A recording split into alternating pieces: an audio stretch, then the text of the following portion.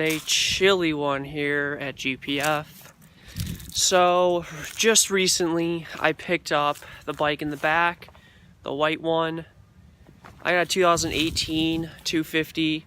So basically I'm getting rid of my 16 and I want to do like a long-term review on it because I've had this bike for about a year and a half and I have put so many hours on it. So that is the blue bike right here. That's the bike I've been riding. It's a little dirty because I've been riding it today, giving it a little last ride. But I kind of wanted to go over the features and how this bike performs. During the end of the video, I'm going to take the GoPro lap that I did around GPF and break it down for you guys and kind of tell you how the bike feels, where the power's at, how the handling is, how the brakes are, how the clutch, engages and whatnot. So I kind of want to go over that later, but first, features that this bike has. So in my eyes, has a lot different than the 14 or 15 that look similar to this. So first off, the 16 came with the better front brakes. So this rotor is 270 millimeters. The caliper is slightly upgraded. So the braking I felt like was a lot better than 14 or 15. So next we have the engine. As you guys know, if you're familiar with Yamahas, it's reversed. So that's why my exhaust is coming up and around, while usually it would just come out on other types of bikes. So the engine's reversed. They did that in 14 and it's fuel injected. And this engine makes 39 horsepower at 12,000 RPM. So for a 250F, that is really good. It's all stock. So this bike has the KYB forks in the front. And I gotta say, Yamaha stuck with these for a very long time, and I get why. I have done arena crosses. I've done some amateur supercross like that track there. I've done sandy tracks, I've done hard pack. I'm from Illinois, so I come from hard pack, now doing sand. This fork has performed in every single thing that I have done. So it is totally adjustable, super easy. I adjust my forks a lot. I figured out the settings I like for this bike. So for instance, in arena cross, turn the compression and the rebound up so you can kind of pop on the rhythm sections.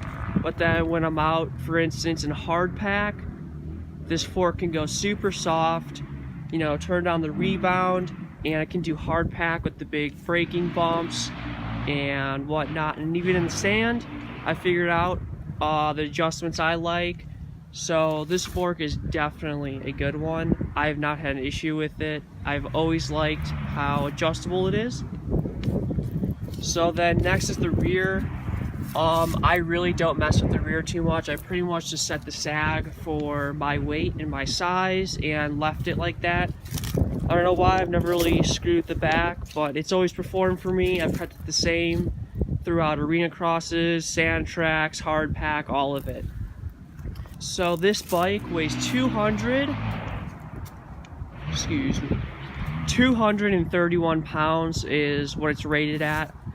I gotta say, this bike does feel a tad heavy. I haven't really ridden the 18 yet. I think it might be even heavier, but I don't know. The bike does feel pretty heavy. It's not terrible, but I definitely think that can be a downside to this. Another great feature is this really flat seat. So if you see, obviously you can get all the way up onto the shroud if you want. So that's a really nice thing. I really like that about this Yamaha. And under there they have the gas tank. And if you go even further, right under here, you take off these 3 pins and give it a wiggle. All right. And right there is the air filter. So this is so convenient for me because my first bike was a 2012 Kawasaki. The air filter was under the seat. You had to take these bolts off. That was such a hassle. So I hated it. This is super easy. As you see, 3 pins, yank it off, and it's right there. So I'm gonna put that back on, and then I'm gonna go over kind of the issues or the flaws that I think this bike has. So get this on and then continue. Alright, got that top shroud on. So now I'm gonna go through the issues that I've had with this bike. Like I said, it has pretty much 100+ hours. I bought it used, so I don't know 100% the entire maintenance history of this bike, but I know what I did, and I can kind of talk about that. So first off, pretty much the only issue that I've had with this that aggravated the crap out of me was this back brake totally just went dead. It would, you know, go down, hit the foot peg. Obviously, it did not work. So I first replaced the master cylinder. That didn't work. And I replaced the brake line. That didn't work. So I've just brought it to my hometown mechanic, and he worked his magic, got it going. I think that I didn't bleed it right, so that might have been my issue. But yeah, so that back brake just totally stopped working. I don't know if that was my fault or just the bike, but that's one. So another issue that I've had is this bolt right here, as you see, is different than the rest. And I don't know why, what, where, how it happened, but it basically unbolted itself, came out, and the threads were super screwed up. So I re-tapped that and did that. And a lot of people too don't like these pins here. I have pretty ripped up motocross gear, and I've never had a leg or some gear catch on that, so I've never really had an issue with that. Some people don't like it. So the next thing that I have an issue with, this is my biggest one, but this is easily solved, is this radiator. As you see on this side, it is screwed up. So on the other side too, it's a little bit indented in. So I would highly recommend to get a cage or a brace or something. And honestly, that is the only all I've done. Change the oil, lube the chain up, change out sprockets, tighten spokes. First, clean the air filter every ride. And that's honestly all I've really done to this bike. I've also broken a chain, but that was completely my fault. I had this so tight that it just snapped. So luckily, I was not going over a jump or anything, but it's another thing that I've made sure to do. 3 fingers or less, just a tad less, is always a good tension to have it at. So that is pretty much the only issues that I have had with this bike. So then continuing on, kind of the mods that I would do, things I would do different. I'm running a 50-tooth sprocket in the back. I forget what it comes with, but I like that the most. I can pull 3rd gear out of almost any corner here. So we'll kind of get to that when I do the GoPro video. I'll kind of explain more what gear I'm in, how it feels. And then also I just added this breakaway lever. It just goes like that. So if you do crash, it is nice to have this be adjustable. Definitely, like I said before, get those radiator braces or cages. For this bike, I bought a Unibike cage. It is the most heavy duty thing ever. So I cannot wait to kind of put that on that bike. So basically, that is it for the 2016. Now that I am home, I get to talk about that GoPro lap that I did on my bike on my 2016 Yamaha 250.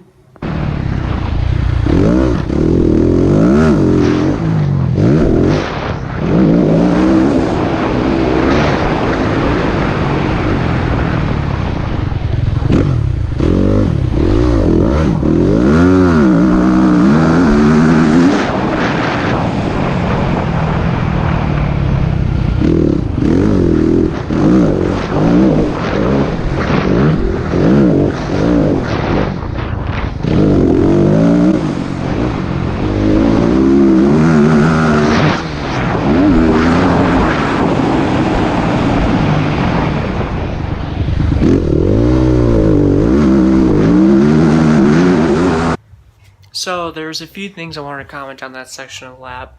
Number one is that jump I didn't do at the very beginning is just because I don't feel comfortable yet, so that's nothing to do with the bike. Then there's that straightaway that kind of curves to the right where that kid was falling. Right there, I feel like entering that rut, the brakes could be a lot better. You come in there kind of fast, and I feel like the front was a little more grabby, that it would help that corner go fast. After that, as you saw, I passed the kid and I actually lifted a little wheelie. That was like 4th gear, so good power on that bike. Rollers felt good, and then that jump, that's a little double step down, that feels good. As you see, I kind of get a little whip.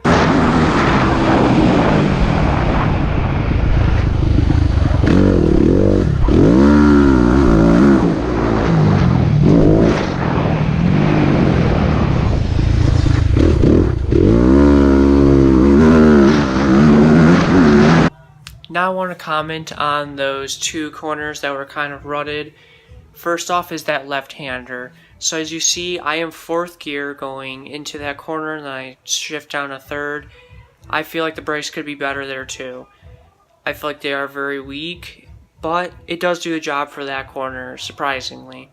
So after that triple that I only doubled, there is that corner that's rutted, but then the exit is not. And the bike feels super planted, which is weird because, you know, there's no rut to keep you going. It's kind of just flattens out. And as you see, I popped a little wheelie and got going.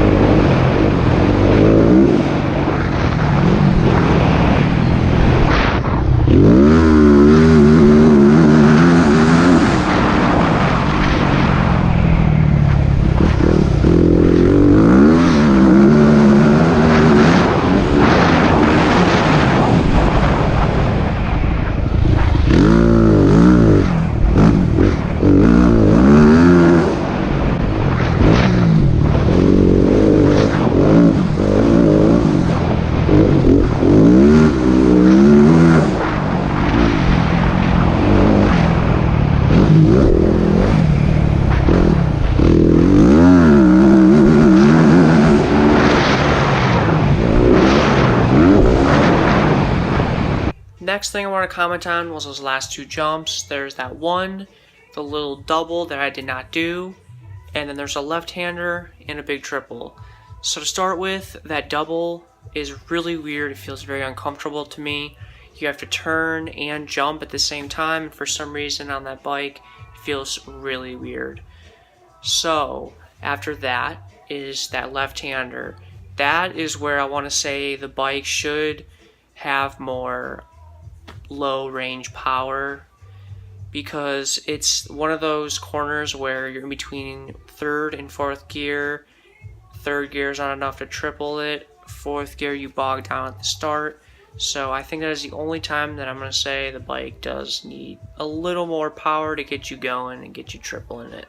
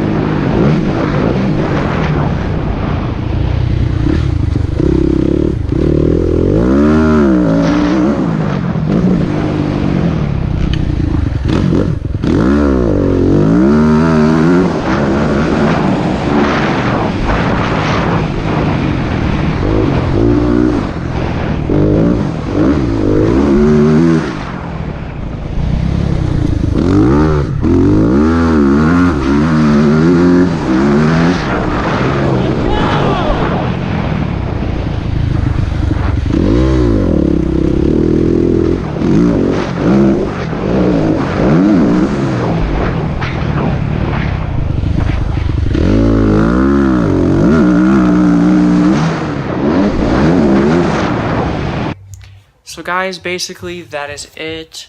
That's how I feel on the bike around the GPF motocross track. Might be different for people, but basically in the end, if you're looking to buy a 2016 Yamaha 250F, great bike, has power almost anywhere. The suspension will hold up to almost any rider any application, arena cross, supercross, anything. And it looks pretty good. I think it's a little different than most bikes, and that's why I was drawn to it. And probably one of the best features on it is that you can sit all the way up onto the gas tank because of that seat. So that's pretty much it. If you guys enjoyed, like and subscribe.